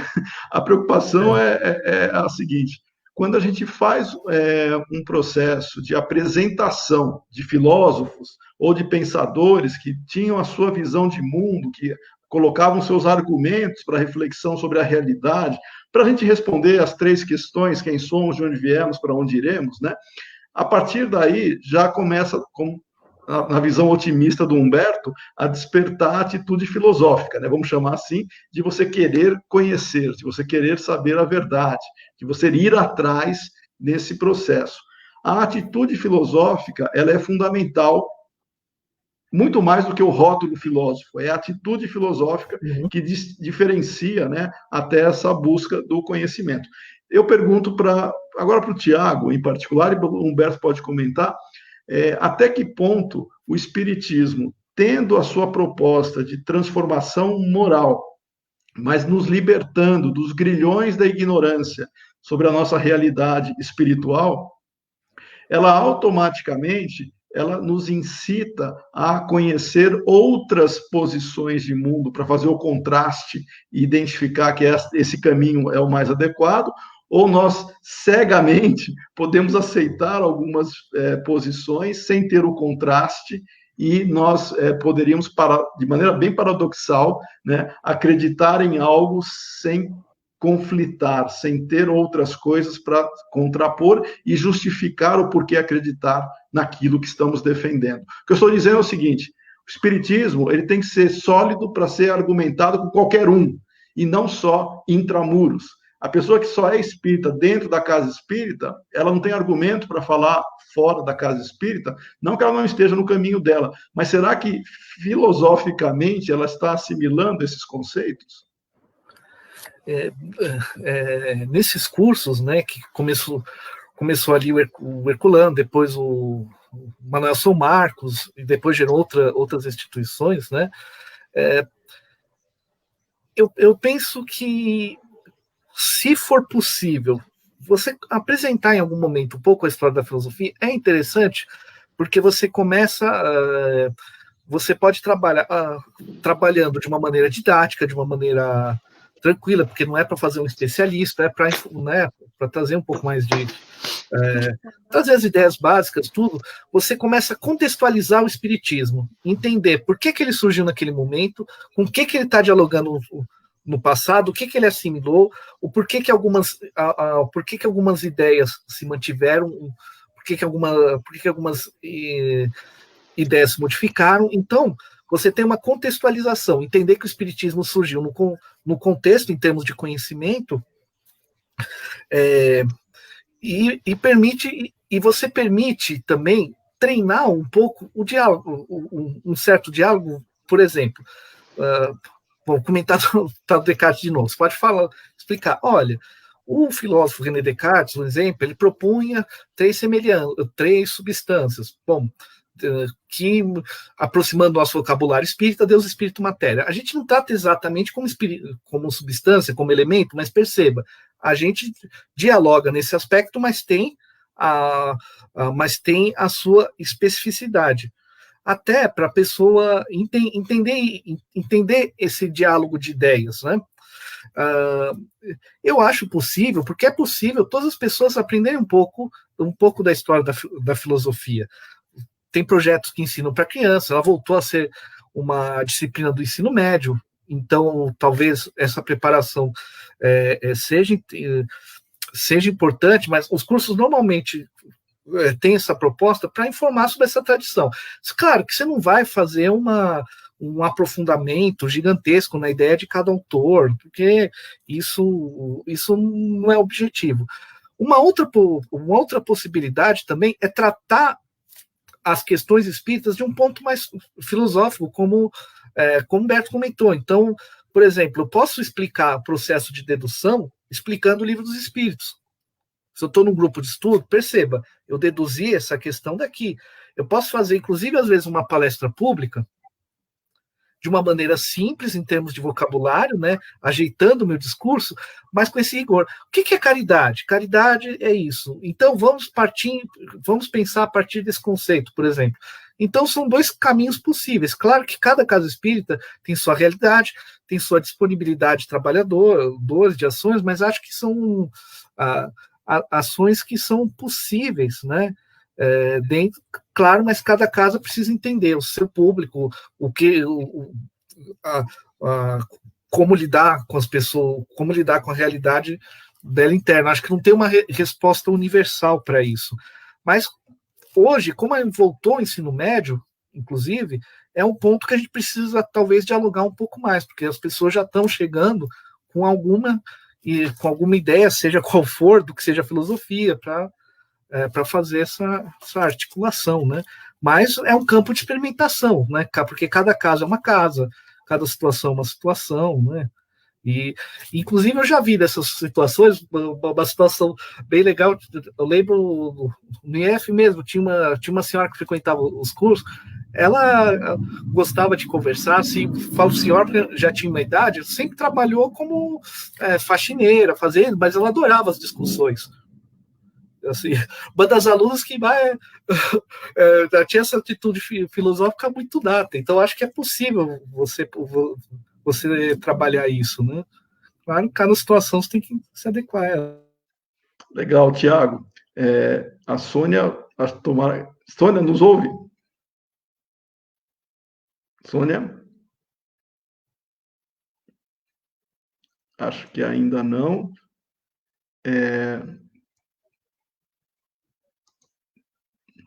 Sônia, se você está nos ouvindo? Sim, estou ouvindo agora. Ótimo. Parece que estabilizou, não sei, vamos ver. Tá bom. Sônia, conta para a gente um pouquinho da sua experiência em termos de ensino de filosofia para espíritas. Tá difícil. É difícil. Na verdade, a resposta dela foi: é difícil. Sônia, não tem problema, não tem problema. Tenta estabilizar que a gente, que a gente vai contornando por aqui. Olha, deixa só. Tá, vamos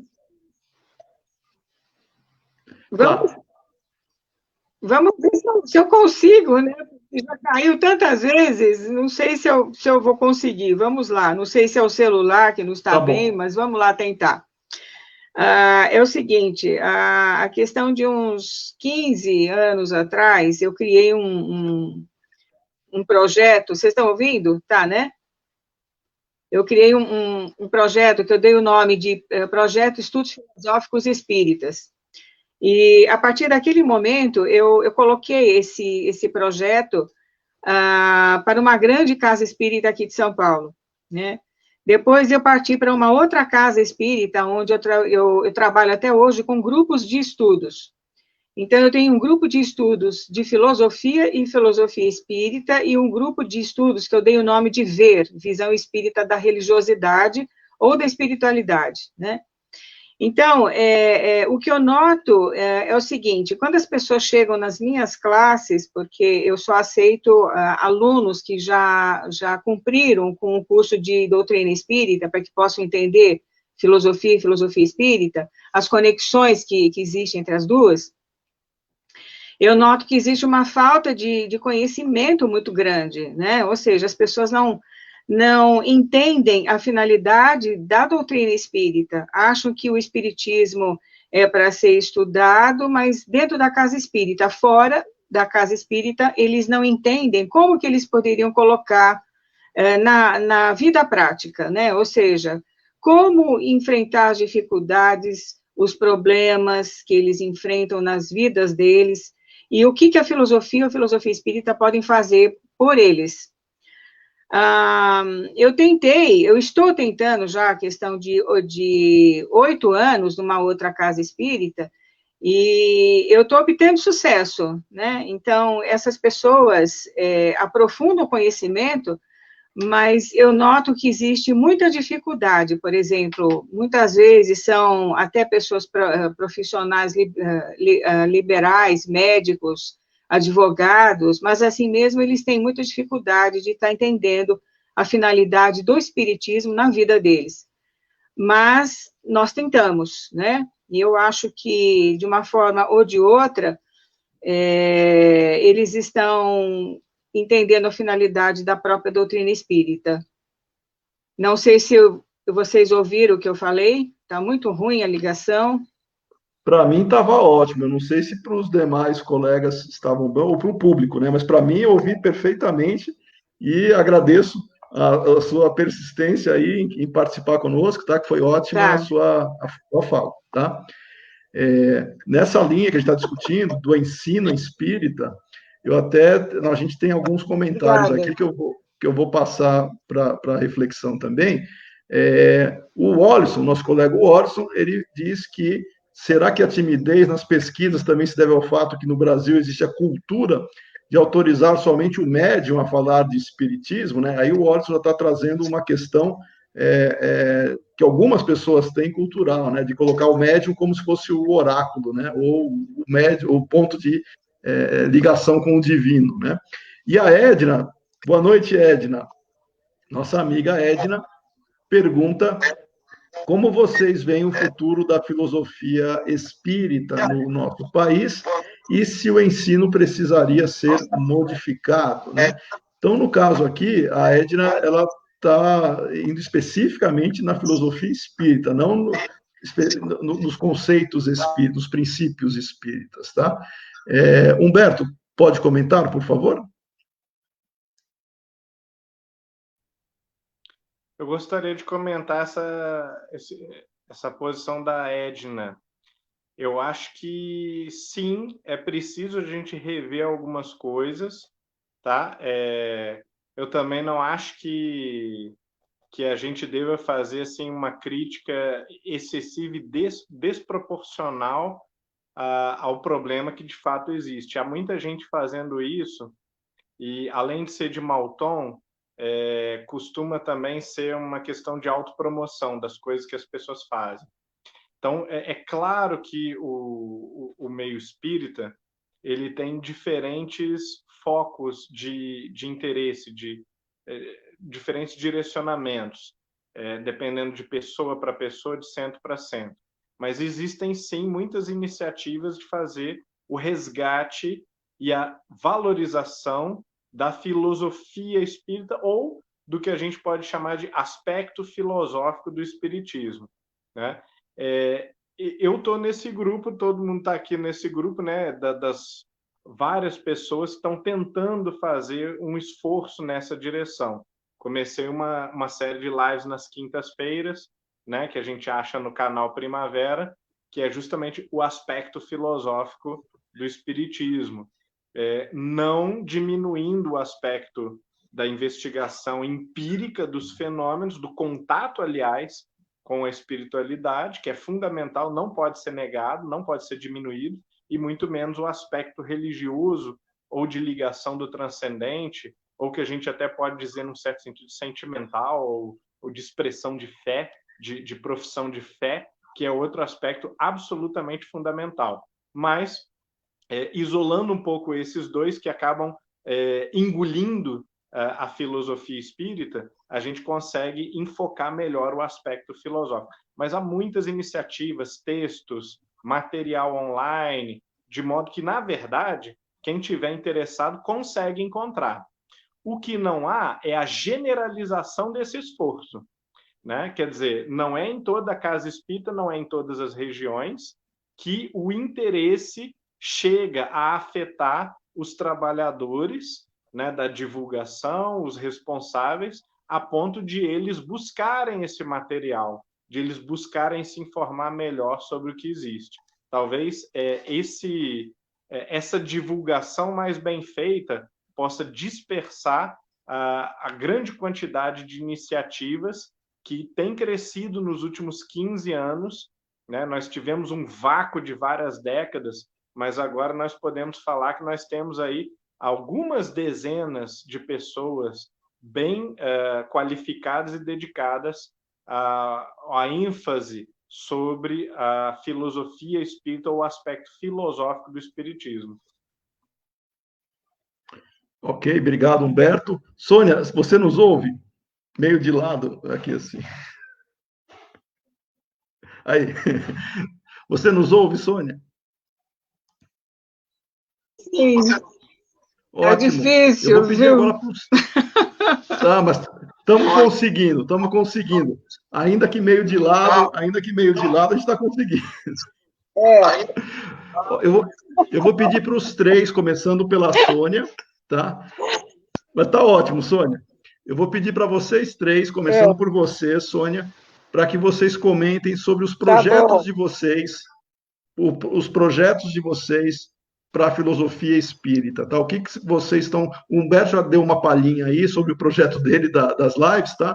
A Sônia, eu sei que já tem o curso, mas eu queria ouvir de vocês o que vocês estão planejando para frente, tá? Com relação à filosofia espírita. Pode falar, Sônia.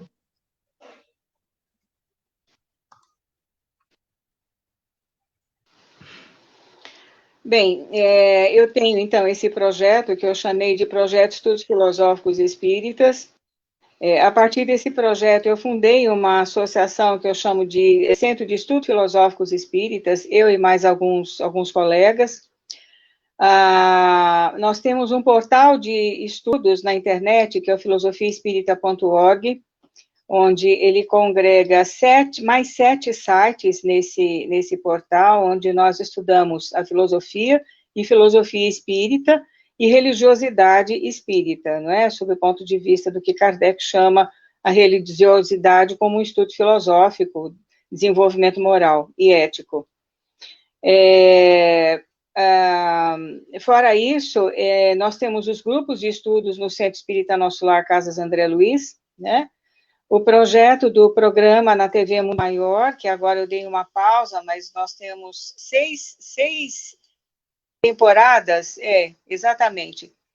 E agora eu vou lançar um livro, a partir da próxima semana, que eu chamei de As Consolações da Filosofia Espírita, que vai naquela tangente que eu falei logo no início do nosso encontro, do livro de Boécio, A Consolação da Filosofia.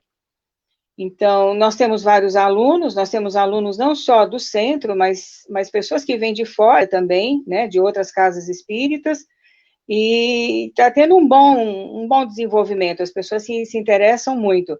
Mas é o que eu falei, existe muita falha de conhecimento básico, né, que a gente tenta minimizar em aula, mas está indo. Nós temos vários alunos e muito interessados. Agora, com o advento da pandemia, nós tivemos que suspender as aulas. Então, nós vamos começar algumas aulas em live, né? Desde que eu consiga falar no celular pelas lives, mas nós vamos tentar fazer algumas aulas pelas lives também. Excelente, Sônia. Tiago? Algum projeto? Eu sei que você está finalizando seu doutorado aí, eu sei que isso deve estar te consumindo muito tempo, mas qual seria o seu projeto que você deve ter aí de filosofia espírita? É, atualmente eu acabei focando mesmo, né? Até porque tive umas questões de saúde, tudo, até Covid eu tive já, né? Então teve mais, né? Eu ajudava até um tempo, eu tive que me afastar um pouco por causa de todas essas situações de vidas, tanto do EF em São Paulo, do NEFCA, né? Que são duas instituições também que fazem esse trabalho na cidade de São Paulo, né? Ambas têm site, tudo. Eu tenho alguns projetos de escrever algumas coisas, né? Tanto aprofundar algumas coisas sobre sobre essa parte do Herculano Pires, mas tem mais alguns projetos de escrita mesmo. Inclusive, se o Alexandre ainda estiver continuando, eu estou devendo artigo para ele, né?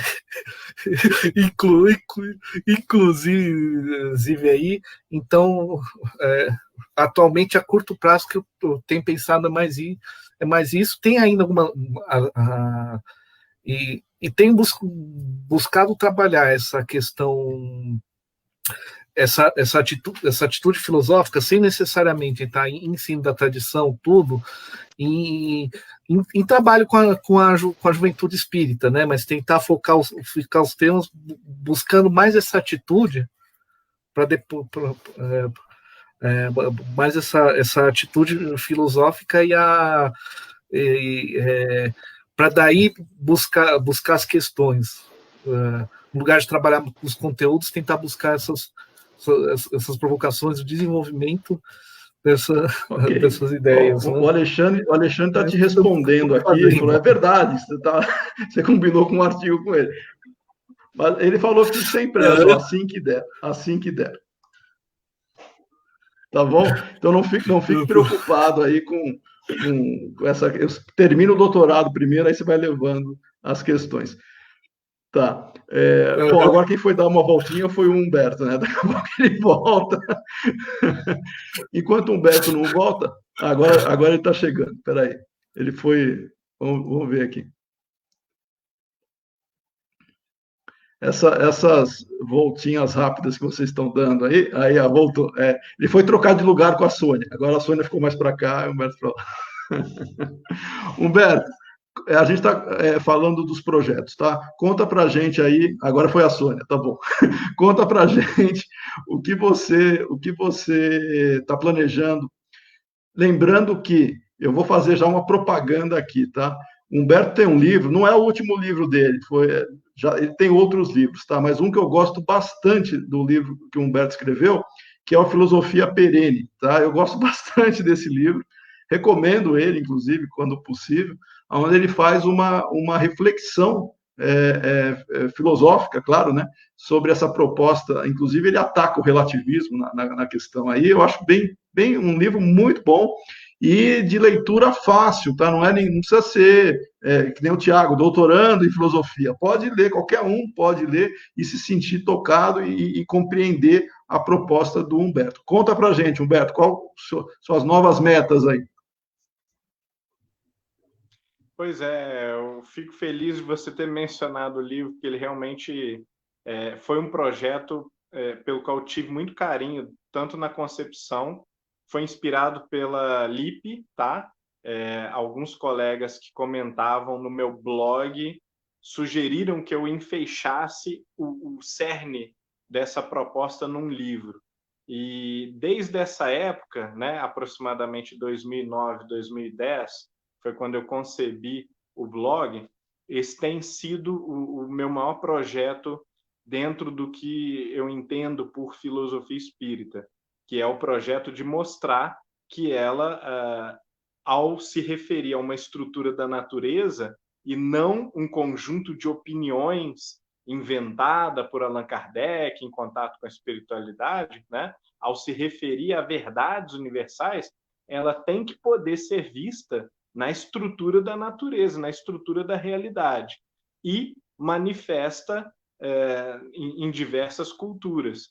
Então, eu diria que meus projetos para o futuro, eles englobam muito, tanto academicamente quanto no âmbito da divulgação espírita, propriamente dita, a investigação de matrizes filosóficas, de pensadores ou de religiões, de tradições espirituais, que contenham aqueles princípios que nós entendemos como sendo não só fundamentais para nós, mas também verdadeiros, né? A existência de um Deus bom e justo, e que trata todos indiferentemente, né? Indiscriminadamente, a imortalidade da alma, a possibilidade de comunicação, de acesso da consciência a outros planos da realidade, a reencarnação. Quer dizer, então, dentro desses grandes objetos, que são os meus objetos de interesse, tento enxergá-los como presentes, talvez, se não universalmente, pelo menos em muitos locais, muitas tradições.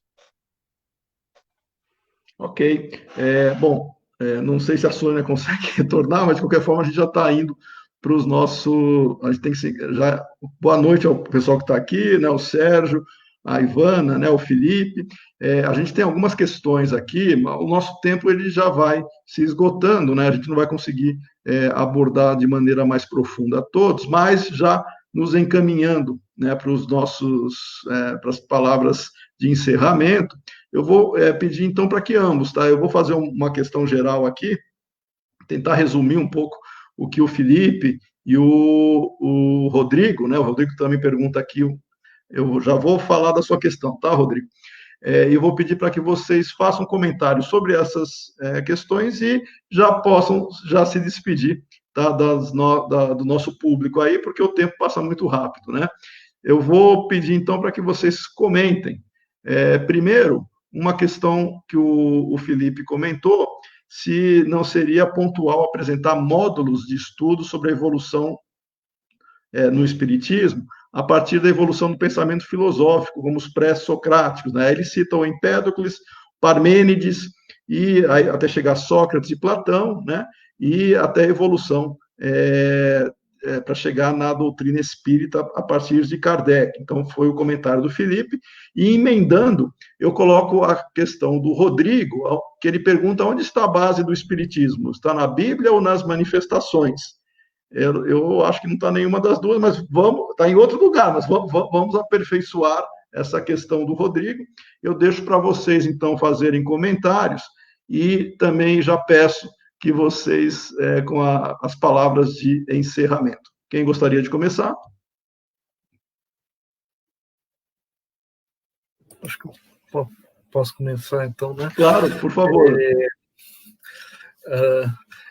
Eu acho que mostrar isso nos grupos de estudo, nos cursos, esses momentos de desenvolvimento são importantes, só que a gente sempre tem que entender, cada casa tem um público, não adianta a gente generalizar, porque cada casa tem um público diferente, você convidar o estudo não é uma tarefa tão simples. Muitas vezes a estratégia da casa é ou você estuda ou não pode participar dos trabalhos, né? Faz alguma coisa assim, porque as pessoas não veem de cara essa necessidade. A gente não tem por esse histórico, né? E também é um pouquinho de medo, digamos assim, de se tornar responsável por si mesmo, né? Então, você chamar o estudo é difícil, você tem que entender aquele público que você tem, as condições que você tem entre trabalhador, pessoas que trabalham, para discutir, mas sim, isso seria interessante. O Espiritismo aparece no século XIX e tem toda uma trajetória que possibilitou isso, então ele tem que tomar esse cuidado. Quando a gente fala em base, a base maior do pensamento espírita é a própria realidade, né? A nossa relação a gente tem uma relação cultural com a Bíblia, porque é um dos livros que fundamenta a cultura ocidental, da mesma forma que Homero. A gente tem ali um diálogo, mas a gente entende que é um livro, né? Foi um livro escrito, tem coisas muito interessantes, mas foi escrito por pessoas em determinados momentos. As manifestações, elas são parte porque elas nos indicam, digamos, de forma mais empírica a existência dos espíritos, a tangibilidade da metafísica, digamos assim, a tangibilidade do plano espiritual, elas nos indicam, mas é através da razão do confronto racional de ideias, do confronto com a própria realidade que a gente vai desenvolvendo. Não é porque um espírito falou X que X está certo. O X tem que condizer com a realidade. E tem um método para isso, tem proposições metodológicas com isso. Em cada contexto, as questões também mudam. Então, eu diria que, se for pensar a base do espiritismo, é a própria realidade. Agora, a gente precisa de métodos que incluem as manifestações, que incluem um diálogo com todo o esteio cultural até chegar ao espiritismo. E eu acho que, se ficar uma coisa assim, para quem acompanhou até aqui, essa atitude filosófica que foi mencionado, ela é extremamente importante. No final das contas, quem decide aquilo que vamos fazer ou não vamos fazer, aquilo que vamos pensar, somos nós. Só que, quando nós entendemos o porquê que há métodos, o porquê que há caminhos de conhecimento, nós nos permitimos ter andar com muito mais cuidado pelas nossas questões, porque questões filosóficas a gente tem as questões são da nossa própria vida. A ética é uma das coisas mais práticas que existem no mundo, né? Toda hora a gente está decidindo. Então, se propor ao estudo, se propor essa atitude de pensar essas grandes questões, não é, digamos, um jugo, mas é um jugo leve. Dá um pouquinho de trabalho, mas o grande objetivo é refletir realmente, para você ter uma lanterna para te encaminhar, né? Só isso mesmo. Obrigado muito pelo convite, obrigado aos amigos aí por essa conversa. Obrigado, Tiago. Ótimas reflexões. Humberto, por favor. Pois é, eu concordo totalmente com as duas respostas. Eu acho que a base do espiritismo, enquanto proposta consistente que ele é, né, extraindo aquilo que ele tem de melhor, é a estrutura da realidade, a natureza. E enquanto ele fala de uma natureza que é a natureza fenomênica, né, digamos assim, física, ou da natureza moral interior, né, ele está buscando explicitar leis que estão ou escritas na consciência ou estão escritas nos objetos, na estrutura, no tecido físico, químico, biológico do mundo. Quando ele se afasta disso, é que ele periga, né, ou que ele corre o risco de se tornar fantasia ou superstição religiosa, né, naquele sentido pejorativo que geralmente o crítico enxerga. E que, em caso de alguns textos e de algumas exposições, às vezes ocorre, né? Chega-se a um desvio tão grande dessa preocupação de estudo da realidade, que era a preocupação de Kardec, que nós temos quase que uma literatura de ficção, né? Criada a título de obra psicografada ou a título de comunicação mediúnica e assim por diante. Por isso que nós temos que voltar de novo para a questão da racionalidade. Essa é a importância do nosso encontro de hoje. Lembrar que o espiritismo ele mantém-se saudável enquanto ele não esquece a sua coluna mestra, né, que é a filosofia, que é a coluna que sustenta a fé raciocinada, a convicção racional, inclusive no amor, em uma dimensão sentimental da vida. Então, não pode haver substituição de uma coisa por outra, ou não pode haver preferência de um tipo, de um lado, de um aspecto, né, do tríplice aspecto, um aspecto do espiritismo sobre o outro. É preciso que haja essa integração. E voltando um pouco na questão do Felipe, né, que é muito pertinente, eu tenho tentado fazer exatamente isso, né? Quer dizer, eu tenho tentado vincular vários pensamentos, né, de filósofos ou de tradições religiosas ao espiritismo, inclusive dentro da casa espírita também, sem, claro, cair naquele esoterismo, naquele academicismo que torna o assunto irrelevante para o público comum. às vezes a gente pode fracassar e às vezes a gente pode ser bem-sucedido, dependendo da sorte, da competência, mas eu creio que é possível fazer e que há espaço para se fazer isso, mas não vem sendo feito. Ok, obrigado, Humberto. E vou pedir, então, para que vocês façam os comentários finais em termos de algum tipo de mensagem, não só, né, para nós aqui, mas para os nossos ouvintes, tá? Humberto, você foi o último aí, pode começar, vai.